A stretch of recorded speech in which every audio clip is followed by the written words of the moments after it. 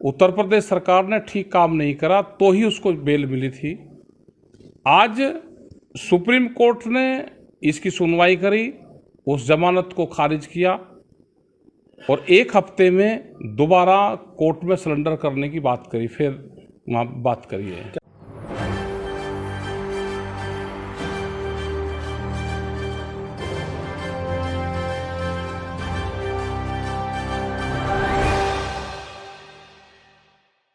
नमस्कार, मैं मोहम्मद आसिफ और आप देख रहे हैं SPN न्यूज। SPN न्यूज में आज बात करेंगे अजय मिश्रा टेनी के बेटे आशीष मिश्रा के बारे में। सुप्रीम कोर्ट ने जो फैसला सुनाया है, जो आदेश दिए हैं, वो एक किसानों के मन में खुशहाली ला दी है। किसानों के लिए कल का दिन बड़ा दिन रहा है। क्यों रहा है, राकेश टिकैत क्यों खुश हो रहे हैं, इन तमाम चीजों पे आइए बारीकी से समझेंगे। पहले तो पूरा मामला क्या है ये समझ लेते हैं। पूरा मामला ये है कि 3 नई कृषि कानून वापस होने के बाद हम सब ने देखा कि किस तरह से किसानों का रुख क्या रहा, किसान किस तरह से जो है नाराज चल रहे थे।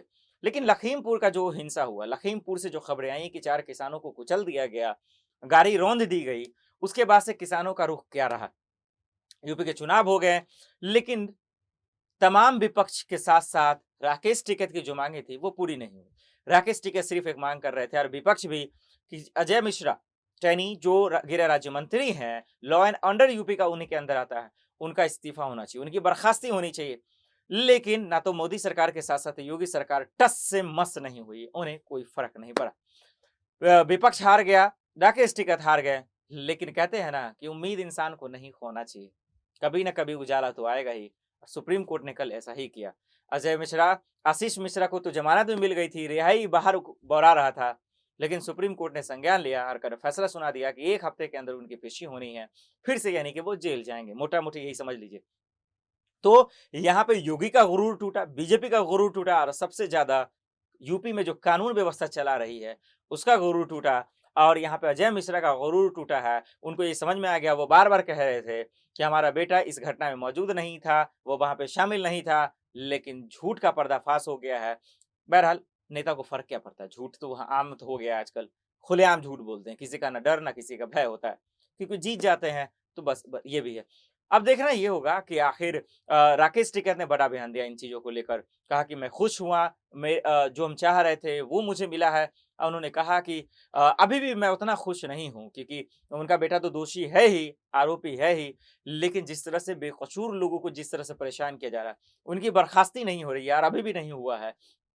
इनको लेकर उनकी मांगे लगातार है और यही और भी 6 मांगे हैं उनकी, जो हमने आपको बताया लगातार। और इसको लेकर वो योगी सरकार, मोदी सरकार को हमेशा से धमकी दे रहे हैं। इसके बावजूद भी अभी तक जो है उनकी मांगों को नहीं सुना गया। तो कल की घटना से, कल जो सुप्रीम कोर्ट का फैसला आया है, इससे कहीं ना कहीं किसानों को मनोबल बड़ा होगा, किसानों का मनोबल, उनको जो है ताकत मिलेगी, उनको हिम्मत मिलेगा। और नो डाउट सुप्रीम कोर्ट है सर, आखिरी दरवाजे तक खटखटाते रहिए, सुनी तो जरूर जाती है, लेट से ही सही न्याय तो मिलता है। तो एक बार फिर से जेल जाना ही होगा और अब देखना होगा कि राकेश टिकैत जो है अब बाकी मांगों को लेकर सरकार के खिलाफ क्या एक्शन लेते हैं, क्या अपना रुख रखते हैं। फिलहाल के लिए इतना ही, बाकी खबरों को देखते रहें SPN न्यूज। नमस्कार। लखीमपुर खीरी घटना को शुरू से ही मॉनिटरिंग कर रहा है। उसने उत्तर प्रदेश सरकार को भी फटकार लगाई और हमने बार बार ये कहा कि जो SIT की जो टीम गठित हुई, उसने जो रिपोर्ट दी उसके आधार पर काम करें। उत्तर प्रदेश सरकार ने ठीक काम नहीं करा तो ही उसको बेल मिली थी।